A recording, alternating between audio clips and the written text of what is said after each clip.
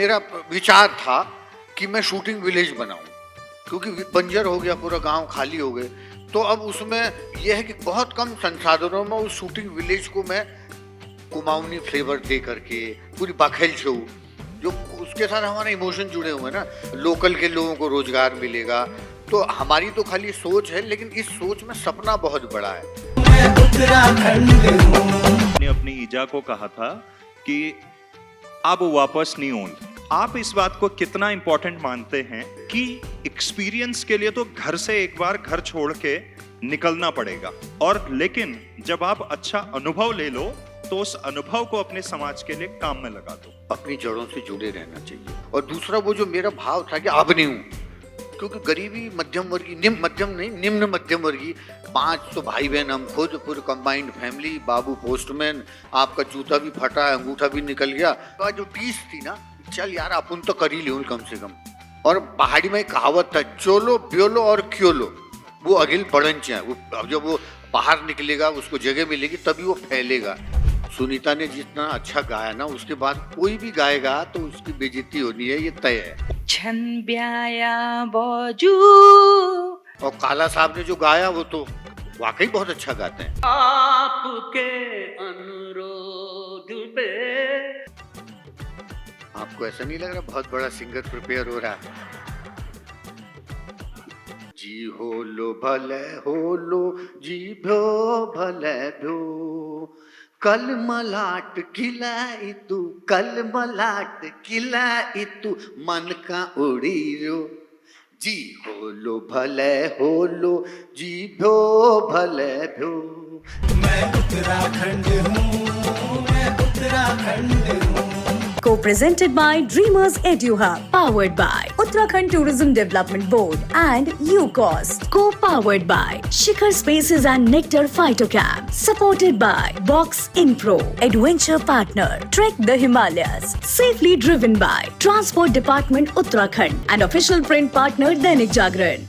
तो चलिए, ये ओहो रेडियो कॉन्क्लेव मैं उत्तराखंड हूँ सीजन 3, और सीजन 3 में हमारी कोशिश है सिनेमा से लेके हॉस्पिटैलिटी से लेके स्टार्टअप्स को लेके, एंटरप्रेन्योरशिप को लेके, स्किल डेवलपमेंट को लेके, टैलेंट को लेके, उत्तराखंड की हेरिटेज को लेके, टूरिज्म को लेकर, यहाँ की जो फिजा में जो बात है उसको लेकर, इसके अलावा रियल स्टेट को लेके, एंड बहुत सारे ऐसी चीजें हैं जिनके लिए उत्तराखंड को लोग जानते हैं, वे यहाँ पे आना चाहते हैं, इन्वेस्ट करना चाहते हैं।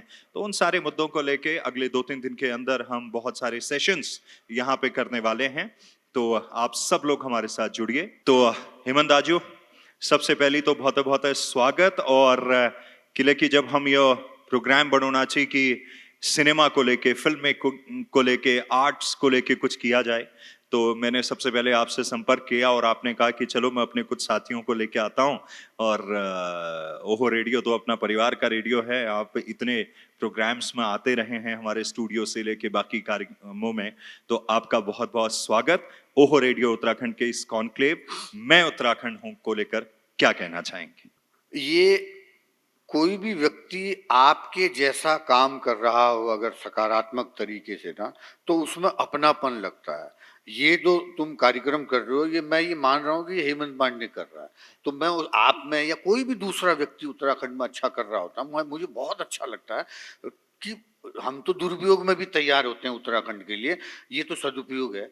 तो हमें बहुत अच्छा लगा, खुशी हुई कि इतने बढ़िया प्रोग्राम का हिस्सा हम बन पाए। उसके लिए ओहो रेडियो का धन्यवाद और आप सब लोगों का बहुत बहुत धन्यवाद। तो चलिए कार्यक्रम को आगे बढ़ाते हैं। सिनेमा को लेकर हम बात कर रहे हैं आज के इस सेशन में।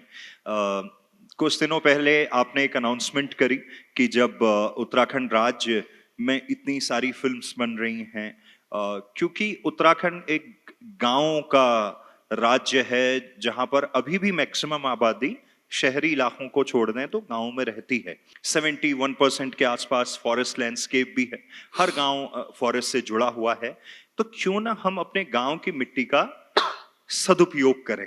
तो आपने कहा कि हम उस चीज को लेके प्रयास करते हैं। इस मंच के माध्यम से थोड़ा सा उसके बारे में बताइए और काम कहां तक पहुंचा है। बहुत अच्छा लगा कि अपने जो मैं काम कर रहा हूँ उस करी हुई ऊर्जा को आपके माध्यम से और लोगों तक पहुंचाने का ये मंच मुझे मिला।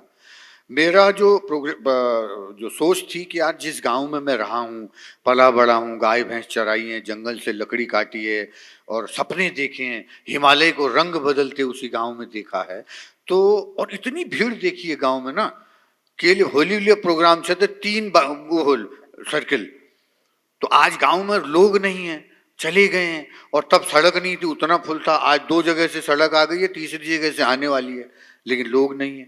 तो मेरी इच्छा है कि अपने मरते दम तक, जब तक हम श्वास ले पाएं और अपने गांव में कदम रख पाएं, तब तक ऐसा कार्य हम करते रहें, समाज के लिए, देश के लिए, अपने गांव के लिए। और ये मेरा विचार था कि मैं शूटिंग विलेज बनाऊं, क्योंकि बंजर हो गया, पूरा गांव खाली हो गए।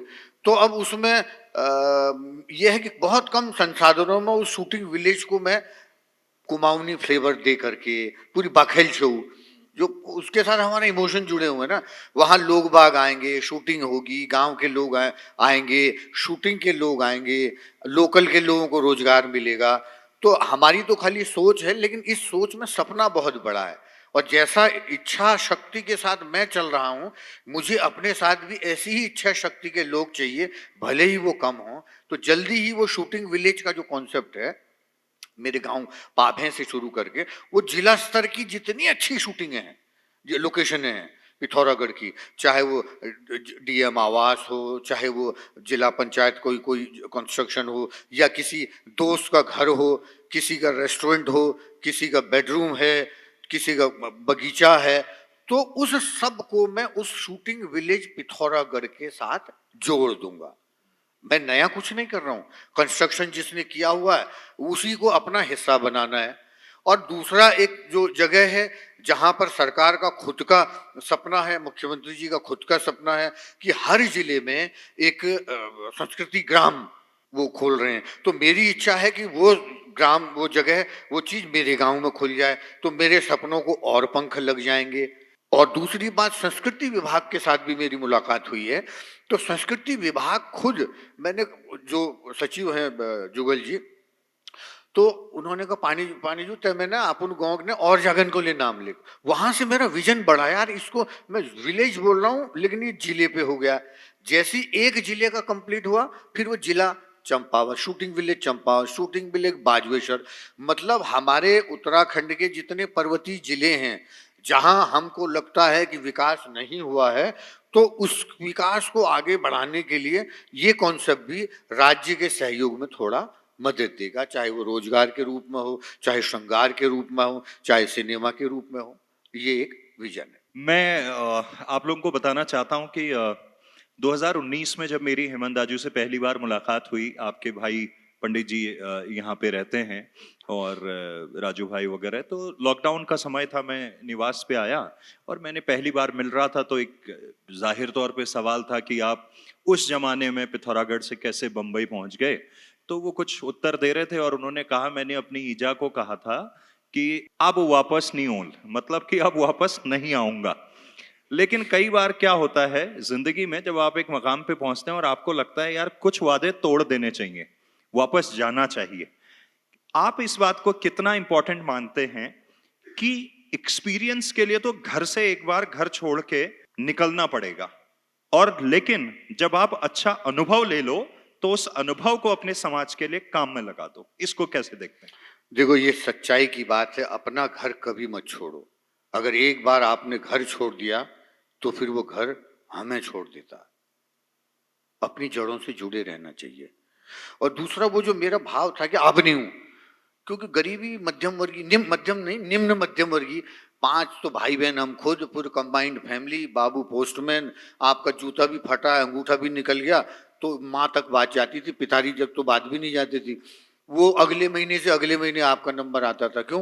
क्योंकि तब अगले किसी और का नंबर। तो एक गरीबी के माहौल से निकलना का जो टीस थी ना, कि चल यार अपन तो कर ही ले कम से कम, क्योंकि हमने अपने सीनियर लोग शहर के हैं जिनके टेरिकोटो पैंट जो है हम सिनाई ना, किसी बड़े आदमी का जब छोटा हो जाता है तो सिलवा करके ना 10-12 रुपए में वो टेरिकोट का पैंट पहन के मैं सबसे बड़ा हीरो समझता था खुद को।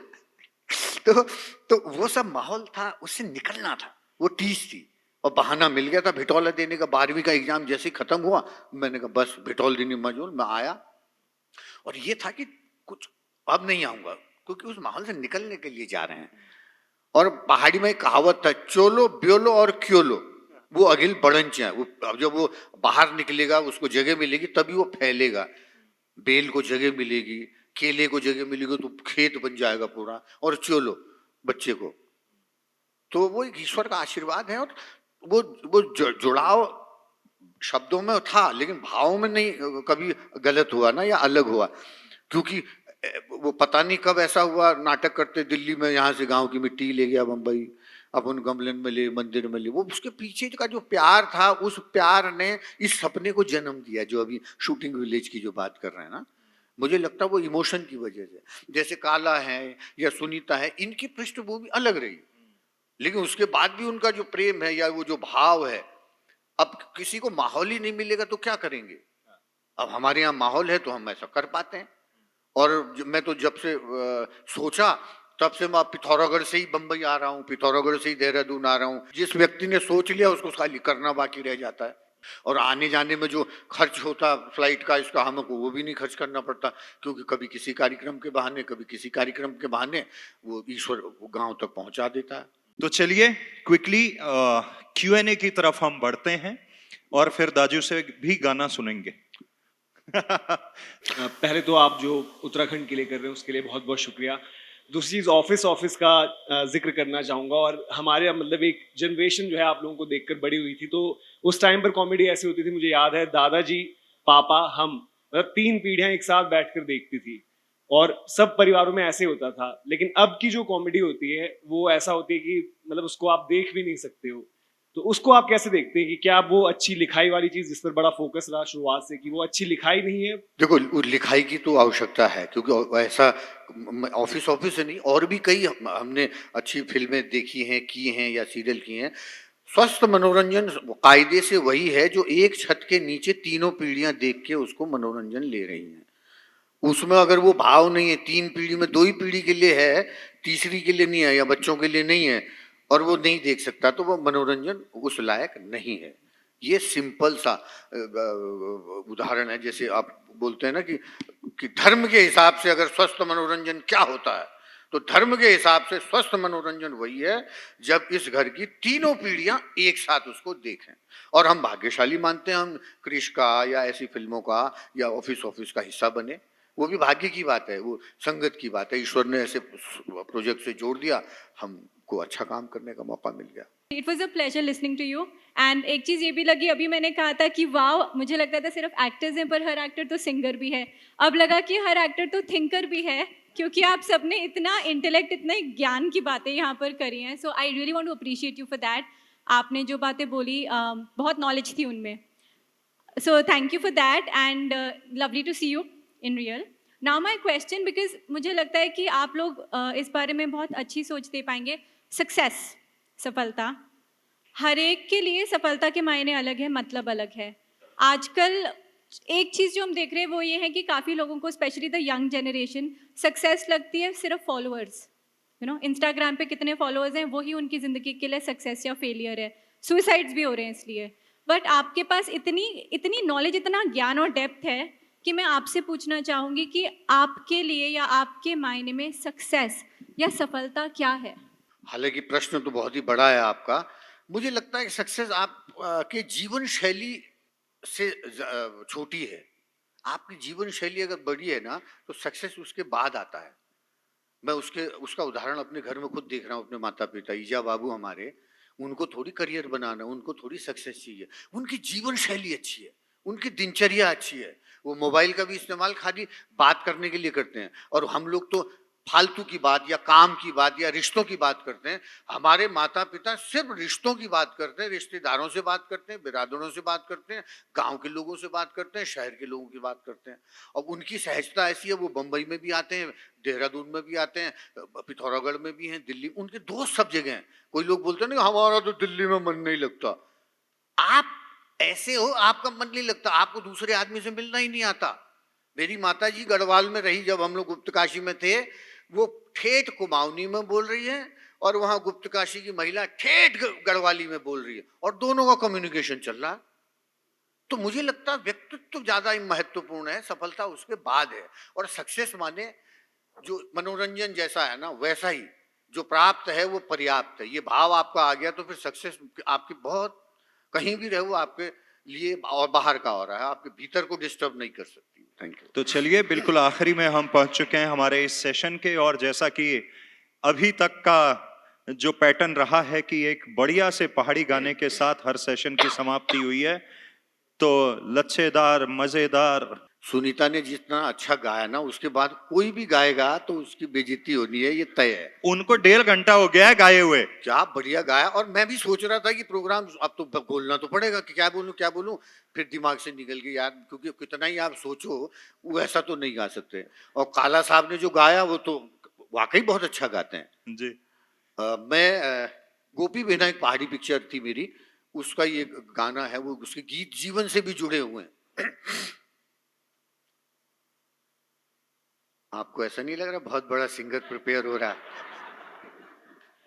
जी होलो भले होलो जी भ्यो भले भ्यो, जी होलो भले होलो जी भ्यो भले भ्यो, कल मलाट खिलाई तू, कल मलाट खिलाई तू, मन का उड़ी रो, जी होलो भले होलो जी भ्यो भले भ्यो, जी होलो भले होलो।